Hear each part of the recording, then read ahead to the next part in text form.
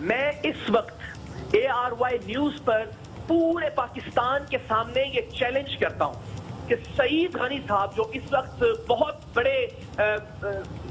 نمائندے بنے ہوئے ہیں اس ساری کیمپین کے، کہ سعید غنی صاحب اسی لمحے شام کا کوئی وقت دیں، کل کا کوئی وقت دیں، میں ان کے ساتھ ان کے حلقہ انتخاب میں جاتا ہوں کیمروں کے ساتھ۔ میں پھر دہرا رہا ہوں، پورے پاکستان کے سامنے میں یہ چیلنج کرتا ہوں کہ سعید غنی صاحب کے ساتھ میں ان کے حلقہ انتخاب میں جاتا ہوں جہاں سے وہ منتخب ہوتے رہے۔ اس وقت وہ سینیٹر ہے لیکن ظاہر ہے وہ ان کا حلقہ انتخاب ہے، اور وہاں اگر بچوں کے اسکولوں کے اندر گدھے نہ بندھے ہوئے ہوں، اگر وہاں کی ڈسپینسری میں گھٹنوں گٹر کا پانی نہ ہو تو میں صحافت چھوڑ دوں گا۔ کیسے، کس منہ سے، کس شرم کے ساتھ یہ بات کرتے ہیں، خود پر تنقید کرنے والوں پر الزام لگاتے ہیں۔ میں پھر دہراتا ہوں ایک بار پھر، اگر یہ میسج یہ سعید غنی صاحب دیکھ رہے ہیں تو ذرا چلے میرے ساتھ۔ اگر اتنی اخلاقی جرت ہے، اگر اتنی مردانگی ہے، اگر ان کو اتنا لگتا ہے کہ یہ حق اور سچ کی بات کر رہے ہیں، تو میں چیلنج کرتا ہوں پورے پاکستان کے سامنے، ابھی اسی وقت شام میں کل کا کوئی وقت دے، کیمروں کے ساتھ سعید غنی صاحب کے ساتھ اقرار الحسن ان کے اپنے حلقہ انتخاب میں جانے کے لیے تیار ہے، اور ان کو آئینہ دکھائیں گے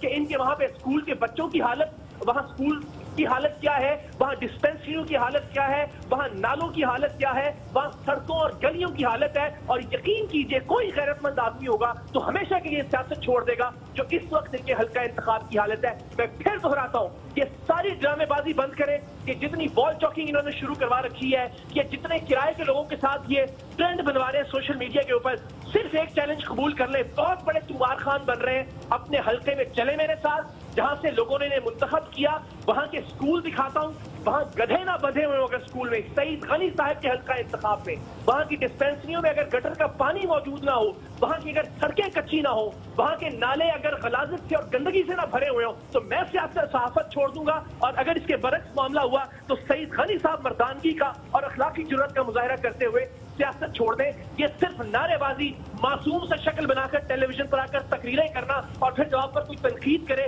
تو پھر آپ سندھ کارڈ کھیلنے کی کوشش کریں، یہ اب نہیں ہونے دیا جائے گا۔ سندھ کے بیچارے مظلوم عوام اس معصوم بچے کا چہرہ تو دیکھیں جو ہائیڈروفوبیا کا شکار ہو کر مر گیا۔ میرا بیٹا ہوتا اس کی جگہ، کوئی دوسرا شخص جو ٹیلی ویژن اس وقت دیکھ رہا ہے، اپنے بچے کو ذرا تصور کرے کہ بچے کو سخت پیاس لگی ہے اور پانی سے خوف آ رہا ہے، پانی سے ڈر رہا ہے، اس لیے کہ جس کتے نے اسے کاٹا اس کے نتیجے میں اسے جو ویکسین لگائی گئی، پتہ نہیں وہ لگائی بھی گئی یا نہیں، صرف کاغذوں میں وہ موجود ہے، لیکن الٹیمیٹلی وہ موت کی طرف چلا گیا۔ کوئی تو ذمہ دار ہوگا۔ سعید غنی صاحب کا جملہ مجھے آج بھی یاد ہے کہ جب یہ ان کو کرونا وائرس ہوا تھا، میں بہت فکر مند تھا اپنے بچوں کے لیے، خدا کا لاکھ لاکھ شکر ہے کہ انہیں کرونا نہیں ہوا۔ سب کو اپنے بچے اسی طرح سے عزیز ہے، لاڑکانہ کا بچہ بھی اتنا ہی عزیز ہے، اقرار الحسن کا بچہ بھی اتنا ہی عزیز ہے، سعید غنی صاحب کا بچہ بھی اتنا ہی عزیز ہے، اور ٹیلی ویژن پر ہم ان بچوں کے لیے، ان بچوں کے مستقبل کے لیے بات کرتے رہیں گے انشاءاللہ۔ اچھا مجھے یہ بتائیے کہ جس طرح سے سعید غنی صاحب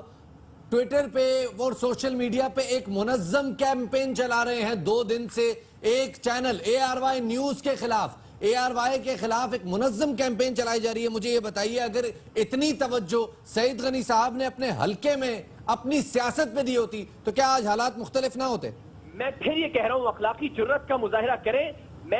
میں ٹیلی ویژن کے اوپر میں جانتا ہوں میرا ایک ایک لفظ اہم ہے۔ کوئی لاکھ کہتا رہے کہ یہ ARY کی حمایت میں ہے، کوئی لاکھ کہتا رہے کہ جو نوکری حلال، کچھ بھی کہتے رہے، میں اللہ کو گواہ بنا کر اور اللہ کے رسول صلی اللہ علیہ وآلہ وسلم کو گواہ بنا کر کہتا ہوں کہ یہ اگر اتنی اخلاقی جرت رکھتے ہیں سعید غنی صاحب، اتنے اپنے آپ کو یہ پھنے خان سمجھتے ہیں، تو میری با ادب بسط احترام درخواست ہے کہ آئیے ابھی اسی وقت، آدھے گھنٹے میں کہیں، 1 گھنٹے میں کہیں، شام میں، رات کے کسی پہر میں کہیں، کل صبح کہیں، میں کیمروں کے ساتھ ان کے اپنے حلقہ انتخاب میں چلنے کے لیے تیار ہوں جہاں سے یہ منتخب ہوتے رہے ہیں۔ ابھی ظاہر ہے سینیٹر ہیں لیکن ان کا اپنا ایک حلقہ انتخاب ہے، وہاں چلتے ہیں، وہاں اسکولوں کی حالت دیکھ لیتے ہیں، وہاں کی ڈسپینسریاں دیکھ لیتے ہیں، وہاں کی سڑکیں دیکھ لیتے ہیں، وہاں کے نالے دیکھ لیتے ہیں، وہاں کے غریب اور بیچارے عوام کا زندگی گزارنے کا طریقہ دیکھ لیتے ہیں، اور اگر یہ سب کچھ ٹھیک ہو تو میں پورے پاکستان کے سامنے چیلنج کر رہا ہوں کہ آج کے بعد میں ٹیلی ویژن کی اسکرین پہ نہیں آؤں گا، اور اگر تھوڑی سی بھی غیرت ہو تنقید کرنے والوں پر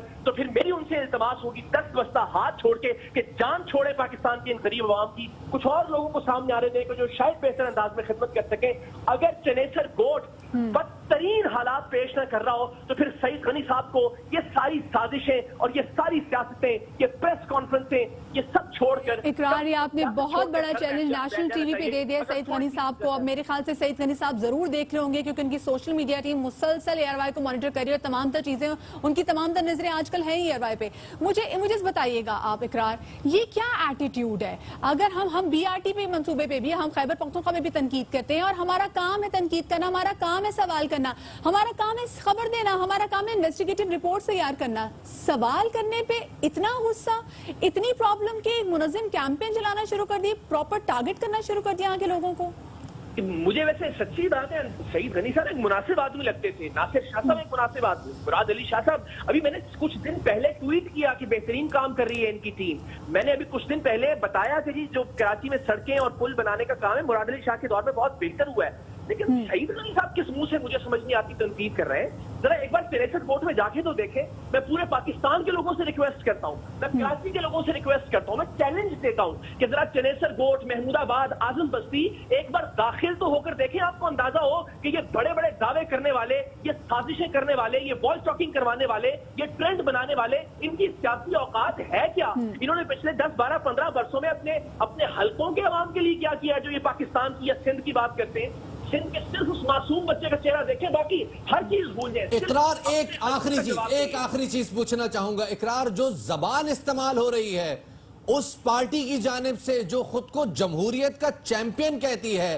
اس سعید غنی صاحب کے حوالے سے جو زبان استعمال کی جا رہی ہے، جس طرح سے وہ اے آر وائی نیوز کے خلاف ایک منظم کیمپین چلا کر بات کر رہے ہیں، یہ زبان کیا انہیں زیب دیتی ہے؟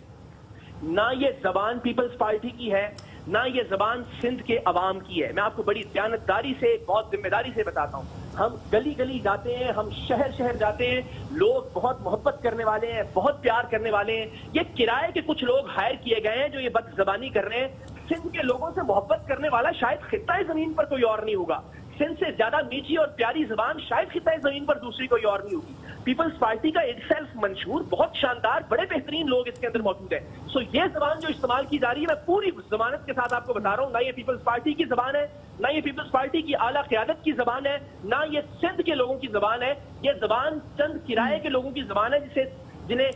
سعید غنی صاحب کو بھی پتہ نہیں کیا ہو گیا، مجھے ان سے بھی یہ توقع نہیں تھی. لیکن یہ ہائر کیے ہوئے لوگ ہیں جو اس طرح کی زبان، اور اس سے گھبرانے کی قطعاً ضرورت نہیں ہے. ہم جانتے ہیں ہمارا معاملہ اللہ تعالیٰ کی ذات کے ساتھ ہے کہ کم سے کم اس معاملے پر، اور یہ کوئی جواب نہیں ہوتا کہ یار میری کرپشن دکھا رہے ہیں تو فلاں کی کرپشن، یہ تو بہت بے وقوفانہ جواب ہوتا ہے. آپ صرف اپنی کرپشن کا جواب دیں. اقرار بات وہی ہے کہ جتنا ٹائم اس وقت مسلسل سعید غنی صاحب اے آر وائی نیوز کو ٹارگٹ کرتے ہوئے ایک منظم کیمپین چلا رہے ہیں، اتنا ٹائم ہی انہوں نے اپنے حلقہ انتخاب میں دے دیا ہوتا تو آج اسکولوں کی وہ حالت نہ ہوتی. بہت شکریہ جی. اقرار الحسن صاحب ہمارے ساتھ موجود تھے، انہوں نے سعید غنی صاحب کو آج یہاں پر نیشنل ٹی وی پر کھلے عام یہ چیلنج دیا ہے کہ آپ آئیں، ہم آپ کے حلقے آج آئیں، کل آئیں، جب آپ آئیں، پر آئیں ہم آپ کے حلقے چنیسر گوٹ چلتے ہیں. اور اگر وہاں کے اسکولوں کی حالت ویسی نہ ہو جیسے بتا رہے تھے کہ وہاں پر گدھے موجود، تو پھر یا تو انہوں نے کہا کہ میں غلط ہوں گا تو میں صحافت چھوڑ دوں گا، اور اگر آپ غلط ہوں گے تو پھر آپ سیاست چھوڑ دیں.